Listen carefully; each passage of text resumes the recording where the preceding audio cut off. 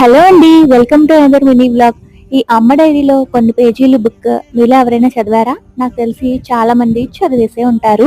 రీసెంట్‌గా నా బెంగుళూరు ట్రిప్‌లో ఈ బుక్ అయితే నా ట్రావెల్ కంపానియన్ అయిందండి. నేను ఒక్కదాన్నే ట్రావెల్ చేయడం వల్ల నాకు చాలా టైం దొరికింది. ఈ బుక్ నేను ఆల్రెడీ చాలా ట్రెండింగ్‌లో ఉన్నప్పుడైతే కొన్నాను.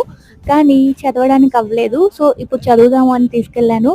నాకు బుక్ అయితే చాలా నచ్చింది నిజంగా. Love after life, life after love అన్న ఫీలింగ్ ఎక్కువగా క్రియేట్ అయిందనమాట.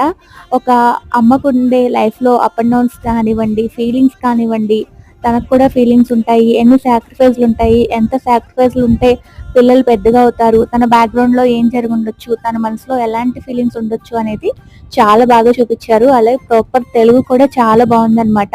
నేను ఈ బుక్ వల్లే చాలా రోజుల తర్వాత మళ్ళీ ఒక బుక్ అయితే చదవగలిగాను. మీకేమనిపించింది ఈ బుక్ చదివినప్పుడు? కామెంట్ సెక్షన్‌లో అయితే నాతో షేర్ చేసుకోండి.